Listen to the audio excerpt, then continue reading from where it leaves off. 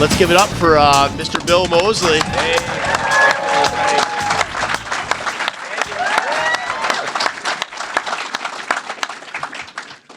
We saw Chop Top walking in. Do you mind standing up there? Yeah. I saw her on the walk-in. I thought, wow, that's a great Chop Top, man. Really? Obviously, one of your most well-known characters. Yes. One of the first things we saw you in. Yeah. Well, what was that experience like for you? Being in a movie that's almost 10 years removed from the original by the time almost. It was made? Yeah. Well, first of all, hello. Nice to be here. Nice to be back in Niagara Falls. And so really happy to be here. Here with my wife. She's back at the hotel pounding lines because she has a movie job on Tuesday. So she would have been here with me, but she's like trying to get those lines to stick to her brain. So, but with Chop Top, I would have to say, it certainly changed my life. Yeah.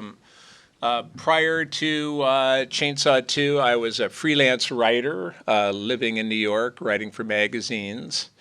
And I made a short film on Staten Island, actually outside of New York City, called The Texas Chainsaw Massacre. And I wrote it and produced it and gave myself a cameo as the hitchhiker. And the story is quite simple that, a woman goes to a beauty parlor, gets her hair done. She's sitting under the dryer. The beautician says, do you want anything else? And she goes, yeah, I think I'll get a manicure. And the beautician calls to the back of the shop, manicure! And then you hear the chainsaw starting and the silver door slides open and out comes Leatherface. And he starts sawing on her hands. And she's kind of trapped under the dryer, and she's screaming, and the saw is going on her hands. And she passes out from fright. And when she comes to, the beautician kind of slaps her cheek. Oh, miss, are you okay? And she goes, no. Oh. She's got a fabulous manicure. And she goes out to tell her husband, waiting in the pickup truck, played by me, dressed and made up as the hitchhiker. And she goes, look, honey, I got the best manicure ever. And I go, hey, that's great, honey. We should celebrate with some head cheese. And I actually went out and bought some head cheese, which doesn't really look that dramatic on camera, but you know what head cheese is made of. And actually in one take, I even licked it. I mean, I was into it. I wouldn't recommend that, by the way. But anyway, so a friend of mine showed that 5-minute short to Tobe Hooper, the director of the original Chainsaw. And my friend also gave me Tobe Hooper's home number. And the amazing thing was that Tobe actually answered the phone. I called him up after about a week or 10 days after my buddy had given him the manicure. And I called up and apparently he never answers the phone, but this one time he did. And he went, hello? I said, yes, hi, Tobe, it's me, Bill Moseley. He goes, who? I said, I'm the one that did the manicure. And he goes, oh, hell, yeah, Bill, I love the manicure. He said, now who played the hitchhiker?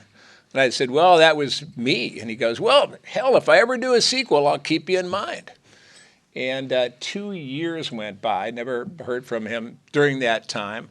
And then one night I got a call in New York City from a guy named Kit Carson, who was the screenwriter of Texas Chainsaw 2. And he asked me where to send the script. And I'm just thinking, I thought I was being punked. I was thinking, like, who is this? But back then, you could actually hear a sizzle if it was a long-distance call. So I knew it was at least long distance. It wasn't one of my local friends. And so I gave this guy my address. And, of course, that was pre-internet, so you actually had to send the script in the mail. And a couple days later, there was this manila envelope, and the Chainsaw 2 script was there, and I read it. He also told me to look at, I can't remember if it was still Platehead back then. Originally, the character was called Platehead. But because of some conflict with Masters of the Universe or something, it got changed to Chop Top. And I read the script. I thought it was hilarious. And I thought, shit, that's a big part. And anyway, so I called him back up and I told him I loved the script and I thought it was hilarious. And he said, really? And I said, oh, yeah, man, I love this. He said, well, you'll be hearing from me. or us, and I went, okay. So I'm just thinking, isn't it great that somebody liked the manicure? That was about as far as I could think. And the next call I got was, this was back in, say, Feb 1986. The next call I got was from the Canon Films legal department saying, do you have an agent or you do want to negotiate your own contract? And I'm like, what the hell? And I had met an agent at a Christmas party a couple of months earlier. So I called her up and asked if she would negotiate a contract. And of course, an agent, it's free money. So she said, sure. And she called me back and she said, well, they want you to play this character Chop Top. And I was like, damn, that's wild. Whoa. And she said, that's the good news. And I said, well, you mean there's bad news? She said, yeah. I said, well, what is it? And she said, well, they're only going to pay you scale. And at the time, as a freelance writer in New York, I was earning maybe $250, $300 a week, probably on average. And she said, scale, yeah, it's, SAG, Screen Actors Guild, union scale. I think it's just like $1,700 a week. I was like, I think I can handle that. It's not really bad news. And she said, well, yeah, but then because there's a prosthetic on your head and everything, they want you to shave your head. And I went, okay. And she said, so I told them you were a working actor and this would set you back, et cetera, et cetera. So they've agreed to pay you $5,000 to shave your head. And I'm like, wow, I want more bad news. Say, I have more body hair. And that was basically how I got the job. So that was the beginning of it all. So you had made the I guess fan film kind of the Texas Chainsaw Massacre, but right. You were freelance writing. Was writing always the plan, or? Yeah, I guess so. I mean, I was an English major in college, and the first job I got when I got out of college was writing advertising copy in Boston, Massachusetts. And that really felt like a soul killer. I guess I was very profound back then. So I moved from Boston to New York and started working freelance. I wrote for magazines like Interview Magazine, Omni, a late great science fiction science magazine, Rolling Stone, a bunch of different things. So Soho Weekly News, different things like that.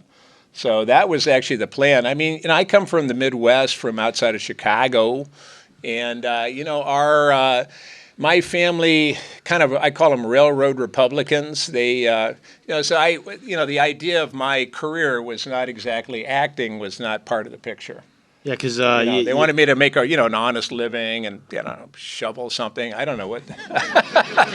I was like, sure. Well, yeah, I mean, a couple generations of Yale men in your family. Yeah. Your grandfather played football for Yale. Yeah. Yeah. Yeah, it's funny. My grandfather was an All-American. My dad was an All-American football player for Yale. He was the center and the captain. And then I went to Yale and I sold hot dogs in the Yale Bowl. That was my contribution to the And this really won't be relevant to anybody else, but is it true that your middle name's Lambert? Yeah. Last name Lambert. All right. Yeah. Yeah. I'm named after my mom's dad. Okay. Yes, William Lambert. Yeah. William Lambert. Right on. That's awesome. Yeah. So if you guys have any questions, throw your hand up and I'll kind of just point at you and we'll go in. All right, we got lots. All right, we're gonna go. Okay. We're just gonna go across the board here. Let's start here. Bill, I want to say thank you to you for coming to FRIGHTMARE. I know everyone really appreciates it here. I really do. This might be a strange question. Can you tell me a little bit about your work with metal legend Phil Anselmo on the Bill and Phil project? Yeah, that's not strange. By the way, my favorite track of that is Tonight, the Night is the Night We Die.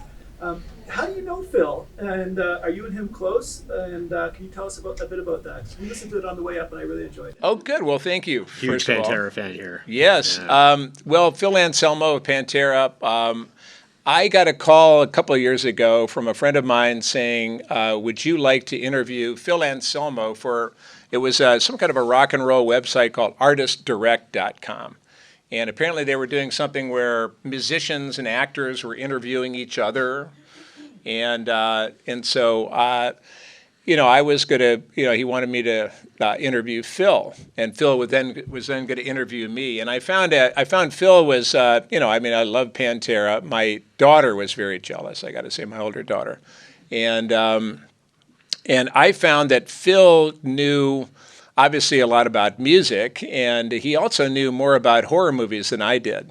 So it was kind of like, it wasn't really an equal interview. I was kind of like, just asking him questions, and he was just going on and on. But we became pals, and we became pen pals, really. So Phil likes to communicate through email. So we were kind of, we'd email each other, and I just thought, I guess it was very presumptuous of me, but I used to have a band called Cornbugs with the greatest guitar player in the world, Buckethead, and so I'm musically inclined, and so my idea was to get together and do something with Phil Anselmo. And asking Phil to do a music project is kind of like asking Paul McCartney to play bass in your garage band. It's like, hey Phil, wouldn't it be cool? And Phil was very nice. He he was kind of humored me, and finally. I asked him one more time. I wasn't bugging him, but I just said, hey, and Phil gave me this kind of line in the sand. He said, I'm going to be in, Louisiana in the woods for, 4 days next week. And if you can make it down here, we'll see what we can do. So I was like, okay. So I cashed in some air miles, flew from my home in Los Angeles down to New Orleans, rented a car, drove over Lake Pontchartrain, found Phil in Folsom, Louisiana, in the woods, and brought my little sheaf of poems and lyrics and things. And so we had 4 days, and so the first day. Kind of just oriented, hanging out at his house, showed him some of the lyrics, and he picked some things. And then he was kind of working on the music. I think day 3, maybe, we actually were going to do the vocals of these different songs. And it's an EP, so that's like 6 songs, I think. And the night before I was supposed to do the vocals, I thought Phil was going to do the vocals because he's like, the vocal guy. And he's Phil Anselmo. And I said, yeah, you're going to do the vocals, right? He goes, no, you are. I was like, oh, shit, man. He's going to do the music, and I'm doing the vocals. And so I was, a little nervous. And that night we had some gumbo or something. And I guess I must have gotten a bad shrimp because the next day I woke up and I was just, that whole night I was kind of clinging to the toilet. I was just puking all night. That's not really a detail you need to know, but the next day my throat was kind of raw from kind of acid reflux or whatever. And I remember I drove to the Piggly Wiggly, that's their local supermarket, and I got some apple juice and some yogurt, and I kind of, that was the only thing I could think of. And we went into the studio and cranked out all 6 songs. The song you're talking about tonight, the night we die, we needed an extra song, and he just started playing on the guitar, strumming some of those opening chords, and I just wrote that on the spot. I just made it up. I thought it was very funny to have it was a ballad, but it's also about how this person is going to take some yogurt and but poison yogurt and kind of self-ending, whatever that, the code word is for killing yourself. And then I thought it would be very funny at the end of the song to, because he's singing to his wife or his partner, and he's saying goodbye. And then at the very end, he kind of slips it that he has also dosed her as well. And she doesn't know it, but she's going to die as well. So I thought that was hilarious. But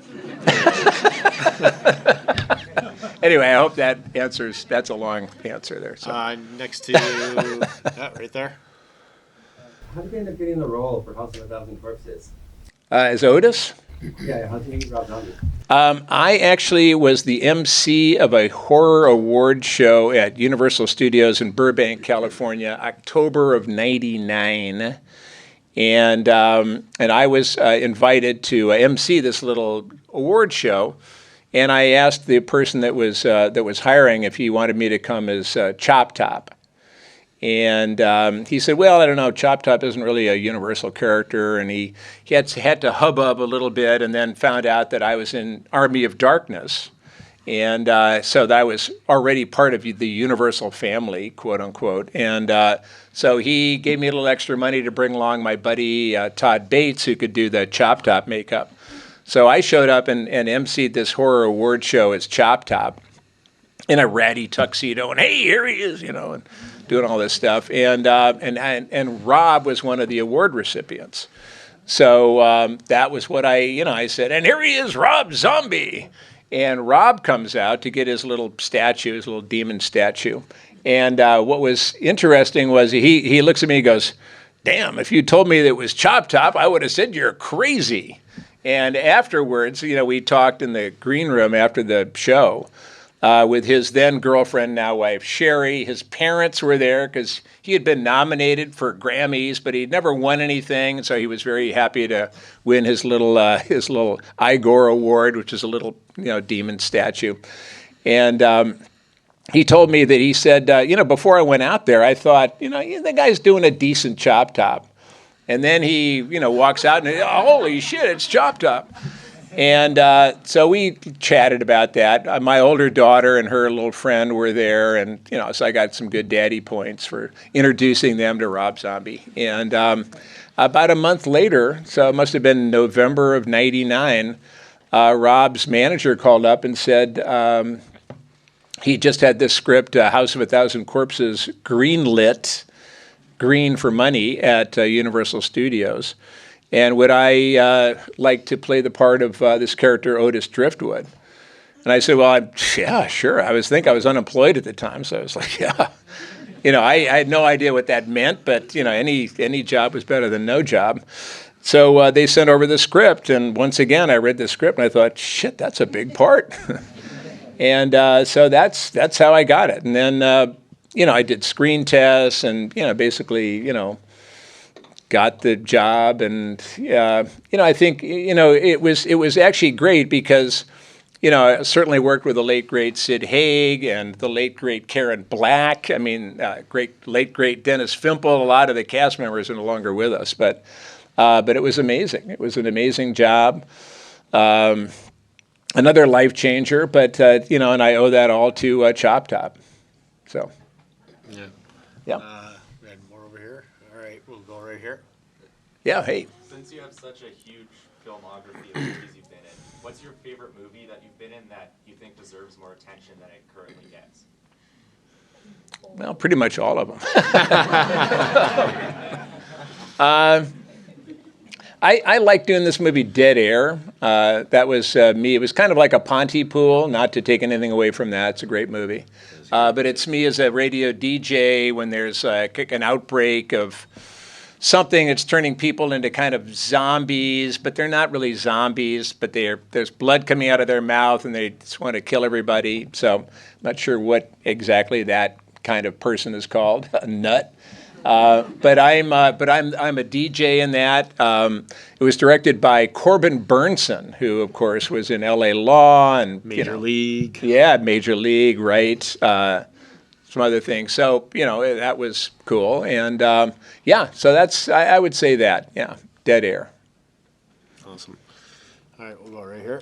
So what draws you to a role as an actor, and how do you prepare yourself for the role? It depends. I read the script and see if it's, something that's, fun to do and something that, is actually something that's, challenging, I suppose. Money plays a part in it, like if they're offering me some money. At this point in my career, I consider it a successful job if the check clears and I don't get hurt. So. Yeah. We'll get a couple over here, and then we'll come to the back again. Can you give us an imitation of Otis, like inside your Otis voice, or one of his speeches? Yeah, hunting humans ain't nothing but nothing. They'll run like scared little rabbits. Run, rabbit, run. Run, rabbit. Run, rabbit! Okay. Is that right there. TikTok? Hey, TikTok. Yeah. Tick-tock, tick-tock. For the release of your newest movie, Here Ride to Hell, was it any different filming with your daughter? Did you have to hold back on your kills at all, or was it weird? No. I would have, I didn't get to kill her, which was kind of disappointing. Yes, we just did that. That's a movie we had a premiere screening Wednesday night last week in Pleasantville, Pennsylvania. It's called Hayride to Hell. It stars me and good old Kane Hodder. And my daughter, Marion, is in the movie as well. So it's a next generation Moseley. Oh, my God. And she does a great job, by the way. She and her mom, were there for the premiere. So, she got to walk the red carpet and all that stuff. And she was great. I was fine, I guess. And Kane is very, Kane's awesome. Kane is a really great actor. He started out as a stuntman, and then, Jason, not a lot of facial expressions behind a hockey mask, but he's a great actor. I've worked with him a bunch of times. Did another movie called Old 37, which was a lot of fun. So I love Kane, and the movie. I don't know if it's been picked up yet. I think people are bidding on it, so I'm not sure what the release date will be, but it's a lot of fun. It's kind of a horror comedy. It reminded me a lot of the original Mother's Day, the old Troma film. So it's kind of like, kind of hokey and funny, but then people are just really just getting massacred. So, for me, that's funny. I discovered a little album that you had out, I think it was last year, maybe the year before, The Devil Rides West, Spider Mountain. You want to talk a little bit about that? Actually, it's a COVID inspired. Okay. I just sitting around and like wondering what to do. And has anybody heard this? No. The Devil Rides West. Yes, it's very nice. It's me and my music partner Ronnie Sharon, whose twin brother Gil Sharon played drums for Marilyn Manson, and Ronnie and I put out an album about 8 years ago. It's our band is called Spider Mountain, and the old one was called No Way Down. Of course, get on Spider Mountain, No Way Down.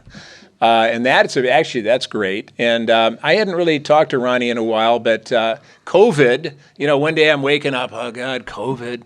And I just thought, I think it's time for another Spider Mountain album. So I called up Ronnie. He lives probably 45-minute drive from me. So I would commute because he's got he's got the whole setup with the computer and the keyboard and a stand-up bass and a bunch of guitars. And so we cranked out The Devil Rides West. And I also, daughter Marion is on that as well. So that's kind of cool. But really trying to get her out of the house, basically.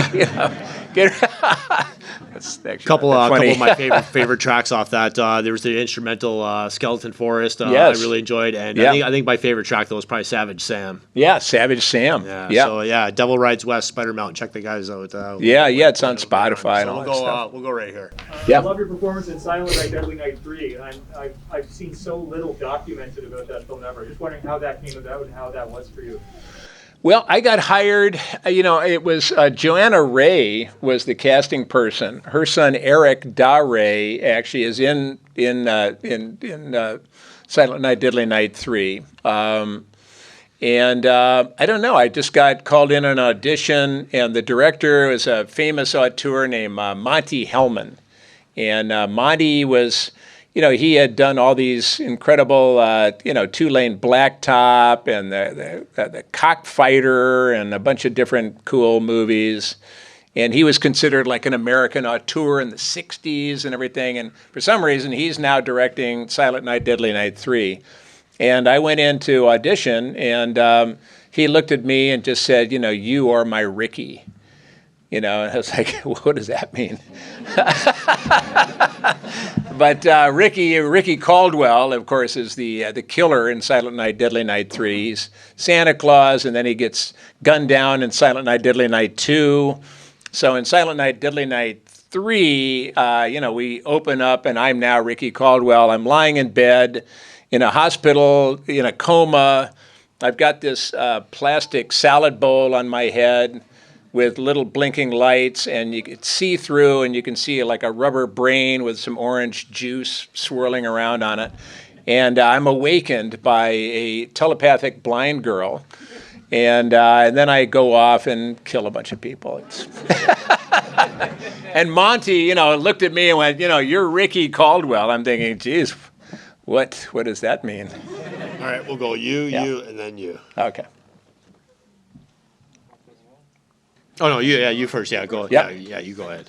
I wanted to know what it was to work for Ciansono with Prisoners of the Ghostland? Yeah, exactly. Yes, I did that 2 years ago. Prisoners of the Ghostland, Sion Sono. Went to Japan for that. It's a movie starring Nicolas Cage. I'm a big fan of his, and really glad to get the job. It was a lot of fun. I speak no Japanese. I think I can say Ohio and sayonara and sushi is basically the extent of my Japanese. But it was very interesting. I play a character called the Governor, and I'm in a white hat, white cowboy hat, and a white suit, and what was great, I was kind of wondering just who the governor was. I had my big white bushy beard. I wasn't really sure who the governor was in this scheme of things until after I put on the white suit. They brought out these blood red gloves. And I put them on and I went, okay, I'm capitalism. I'm this, this capitalist with these, bloody hands or something. I don't know. I mean, that's basically what I understood. And so I based it on, I based the character on, a lot of times when I do work, I base my characters on different characters, that I like or that have affected me. And in this particular case, it was a cartoon rooster named Foghorn Leghorn. So I was like, hey, boy, one of those kind of big, hey, boy. And evil, but, full of bluster and, it's larger-than-life guy. So I did that. I certainly loved being in Japan. We shot it in a town between Kyoto and Tokyo called Maibara. And what I loved about Maibara, I'm a big giant monster fan of Japanese giant monsters. And we were right on the banks of the largest freshwater lake in Japan called Lake Biwa. And that was where, I don't know if you all know the Gargantua movies, red and the green, the brown and the green Gargantuas. But the green Gargantua emerges from Lake Biwa. So I felt very much at home there. And we just worked hard. Nicolas Cage, I was a little worried because he's such he's very intimidating, at least in terms of oh my God, Nicolas Cage. But he was just great. He couldn't have been nicer. When we got there, it was right around, U.S. Thanksgiving, and he took over a restaurant, a traditional Japanese restaurant in Maibara. And I think there were maybe 30 cast and crew members. He treated us all to a 5-course traditional Japanese meal. There was an old geisha that was plucking on the little stringed instrument of hers and singing strange Japanese songs. It was really wonderful. And then then he asked that we all go around the room and talk about what we were grateful for. So, I'm thinking, oh, well, geez, that's a little different, than I had, my preconception of Nicholas was. He was totally into it, really ready to go, really knew the character, no messing around, and that's the way I like to work, too. So it was a great experience. Yeah. Hi. Obviously, all the Firefly trilogy movies are awesome. Which one was your favorite and why? Well, that's kind of like asking which is your favorite child, and you may have one. Right, but you can't tell. Don't tell the others. Yeah, exactly. I certainly, I really do like them all, and I'm not just trying to be coy. I like them all for different reasons. Certainly with House of a Thousand Corpses, it was good to get me back to work. So that was good. It got me, working with Rob and Sherry and Sid Haig. I just had a ball doing it. I remember one day we were shooting, and the House of a Thousand Corpses was actually the old chicken ranch from a movie called Best Little Whorehouse in Texas with Dolly Parton. So we're in their old house. That is now the House of a Thousand Corpses, and we're right on the tram trail on the back lot of Universal. And so I remember at one point coming out, I'm wearing Mr. Willis's skin. I've got his arms and his chest and his face and covered with blood. And I stagger out of the house during some camera break, just as a tram full of tourists is going by in broad daylight. And you hear the guide going, and on your right there is Rob Zombie's House of a Thousand Corpses, and people are kind of looking, and they've got their cameras, and I stagger out and covered with someone else's skin and full of blood, and I'm just waving, and they're hurry up, speed that thing up. So that was its own delight. With Devil's Rejects, with House of a Thousand Corpses, I consider it like. Yeah, you're in the market for a car, you go to the dealer, you see something you like, you kick the tires, and you're thinking about buying that car.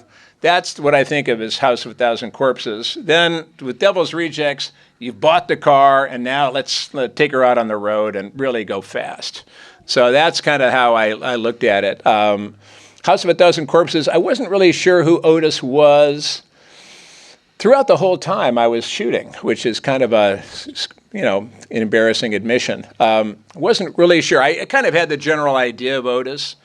And then after about 6 weeks after we were done shooting, Rob needed some more stuff. And so we ended up going over to his makeup guy, Wayne Toth, his studio.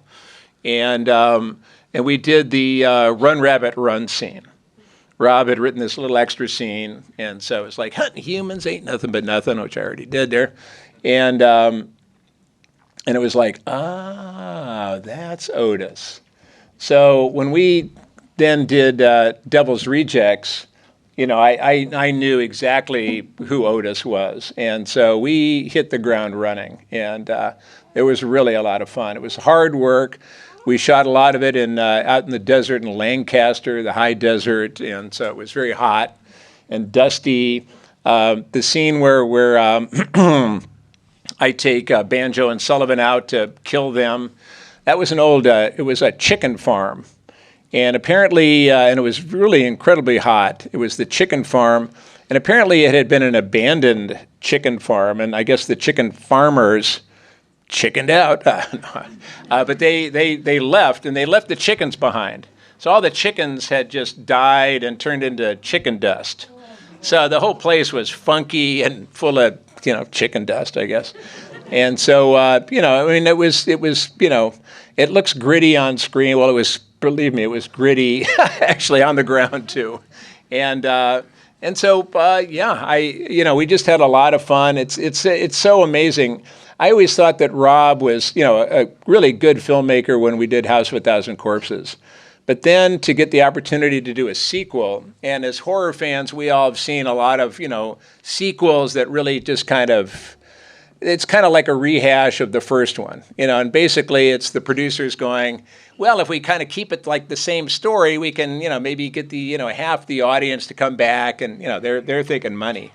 And when Rob got the opportunity to do Devil's Rejects, he completely changed things around. He went from an old dark house horror movie, traditional kind of chainsaw movie with House of a Thousand Corpses. Now all of a sudden, it's a violent crime road picture. And Captain Spaulding is mostly out of makeup. Baby does her laugh once, I think, in the whole movie. And Otis goes from a scary, skinny albino to one of the Allman Brothers, And I remember when I was over at Rob's watching the Super Bowl, I guess it was early 2005, whenever we shot it, 2004 or 5. And I remember Rob saying, well, we're going to do another one. And here's what I want you to look like. And he took he took a paper plate that had some Fritos on it or something, and he scribbled this picture of what looks like, is now Otis. And I looked at it and I said, well, that guy's got a beard. And he said, yeah. And I said, well, and I'd never grown a beard. I said, well, how do you grow a beard? And he looked at me, he said, stop shaving. Ooh. So I did, and all of a sudden this beard came out of me that I did not know was there. And, the beard appeared. And so that was amazing to me, that he would go almost from one genre to another, that he changed the characters radically, and yet it was still the same story. And when we did Three from Hell, 12 years later, that was its own challenge, because I didn't really know, because Otis, well, first of all, Sid Haig and I used to sit next to each other at these conventions. And people would come up to us and, during the course of, the last 10 years, and they would come up and say, is there going to be a sequel to Devil's Rejects? And I would say, hey, Sid. He'd go, what? I said, is there going to be a sequel to Devil's Rejects? He'd go, nope. And I go, how come? And then we would count to 3, and in unison we'd say, because we're fucking dead. And, I guess we weren't. So, there was that, because I've been in jail for 10 years, as Otis in this, in solitary under Jeff Daniel Phillips, in the death farm. And so there was a lot of, I'm trying to figure out, what is Otis's head set by the time we pick him up in Three from Hell. And it was very funny, because the first day we worked, I had a little kind of a mini monologue in the back of a police van, and the door's open, and I'm addressing the press, and I'm in action. So I'm saying, you, and I stumbled over a line. So it was cut. Okay, let's try it again. Ready, and action. So I'm saying the line again. This time I stumble again. And now, it's cut, and Rob's like, Bill, and I said, give me a second here. And so I just sat down, and I heard this, because I'm thinking, what's the line? And oh my God, can I, and all this stuff. And I hear this voice in my head that says, get out of the way, Bill, I got this. And it was the voice of Otis. It was the character. It was like, hey, Hollywood actor, just, sit down. I got this. Which is my better side? What's the line? Just get out of the way. And I totally accepted that. And I got out of the way. And the rest of the movie was a lot of fun. It just went very smoothly.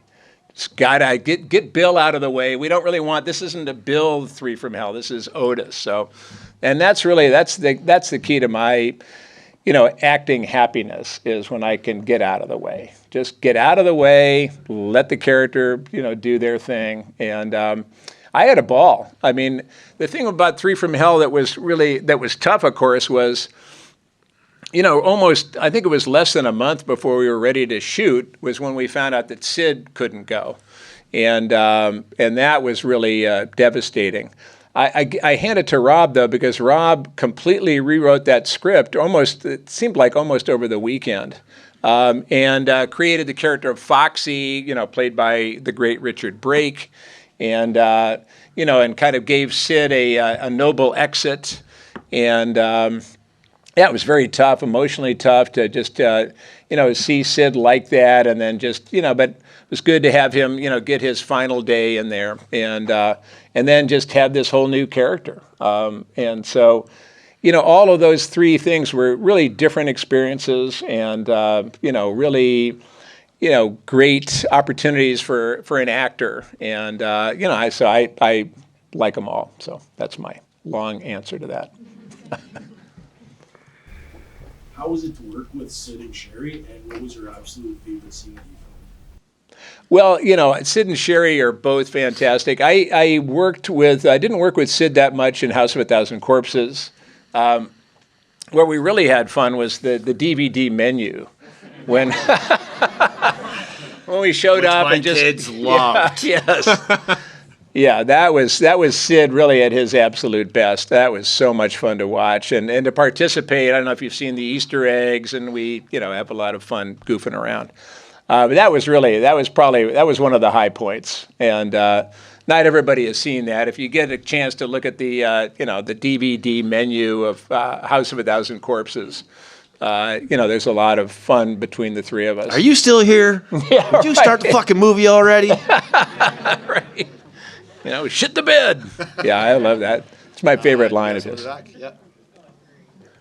Yeah. What was it like working with George Romero on Night of the Living Dead? And what are your best memories of it? I like that. I mean, once because again, that's thanks to Chop Top on Texas Chainsaw 2.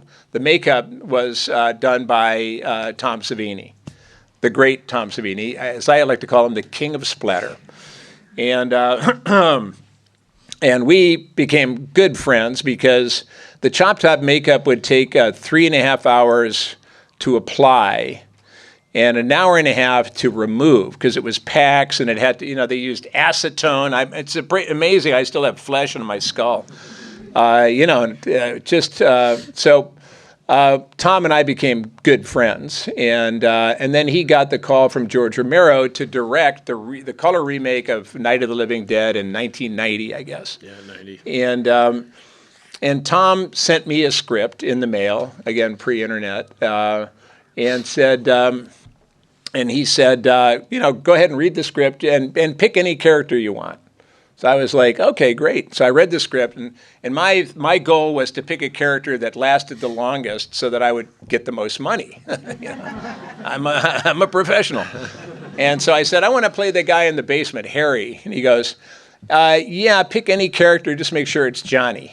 I was like, So I ended up I rented a VHS of an old Boris Karloff movie called Die Monster Die.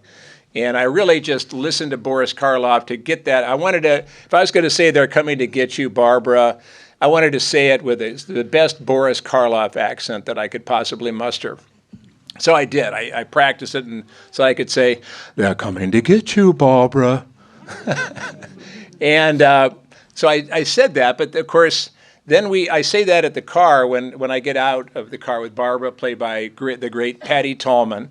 And so, we have a long walk to our mother's grave in the graveyard at the very beginning of the movie. And so I ad-libbed another line, which was, they're horny, Barbara. They've been dead a long time. Just to tease her. It's like, Johnny, stop it. So George liked that. He laughed at that, and so that got kept in. But, yeah, it was just great to work with him. It was interesting because there was some discussion as to whether to use like a rubber gravestone and have me like conk my head on the gravestone, or use my dummy to actually bounce off a real gravestone. And I'm so glad they went with the dummy. Yeah, because it looks awesome. Yeah. It's a great effect. For sure. I was just. Hey. Yes, yeah. Hi. Just wondering what I'm a pilot. Oh yes. I was thinking, God, you are like a ventriloquist. Learn to throw your voice. We're your friends. How the fuck are you doing that? Yeah. Just wondering who your favorite director was, and who you would like to work with, if you could work with anyone now. Well, yeah, that's a good question. I mean, my favorite director has been, and again, it's like, who's your favorite kid? Don't tell them the other ones. But I had such a ball working with Tobe Hooper. I mean, he was really an amazing guy. I had never met him. I mean, he hired me sight unseen. I could have been anybody, but he liked the manicure, so he hires me without ever meeting me. And I remember we shot it in Austin, Texas, and I was sitting in the makeup chair. Tom Savini had finished the Chop Top makeup, and I was just sitting there in full Chop Top.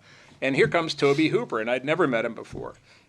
He comes into the makeup shop that I called the House of Pain, and he comes in. He's got a cigar. He's got a can of Dr. Pepper. He walks in. He's got a box of Cuban cigars. He hands them to Tom Savini. He's, hey, man, how's it going? And so they're having a little chat, and Tom turns to me and just says, well, here's Chop Top.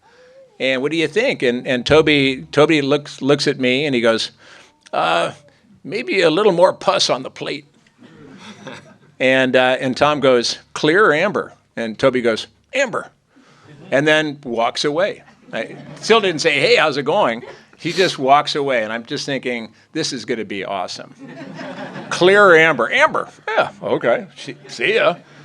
And one day we were shooting the scene, it's in the radio station, where I'm pounding the poor brains out of poor LG.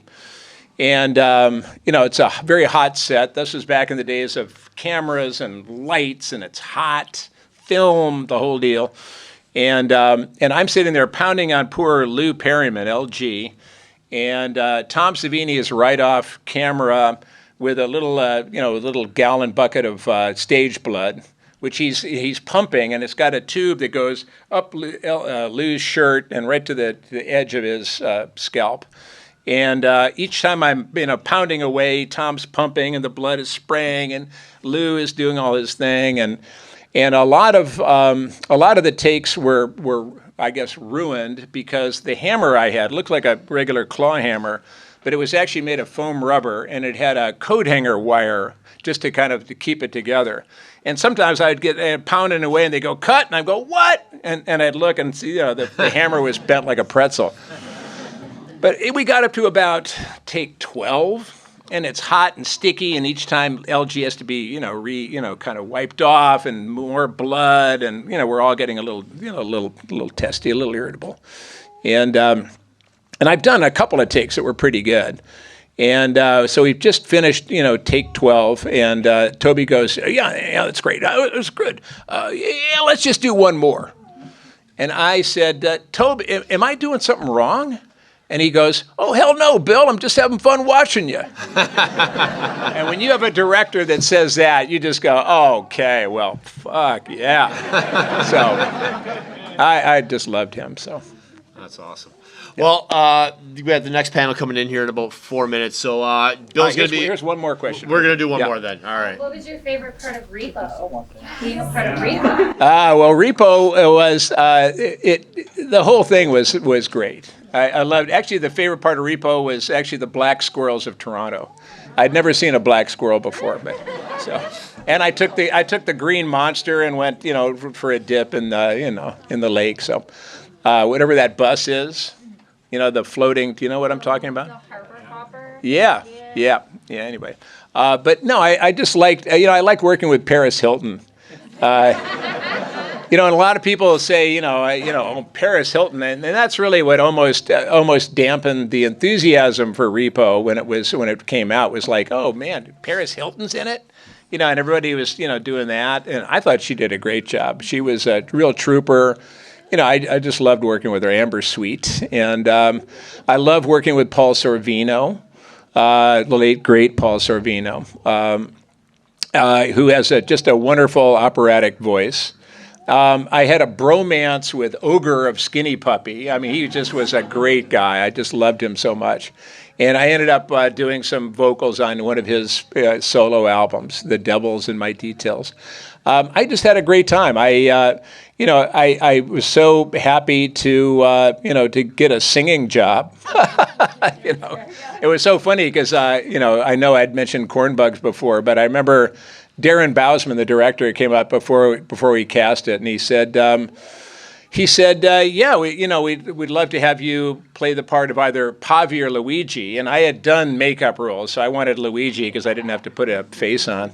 And he said, now I know you can act, but can you sing? And I went, well, Darren, I've given you some of my Cornbug CDs. He goes, yeah, but can you sing? So you got to love a guy like that. So fortunately, it worked out. Anyway, thank you very much, everybody. Bill Moseley, everybody. Appreciate it.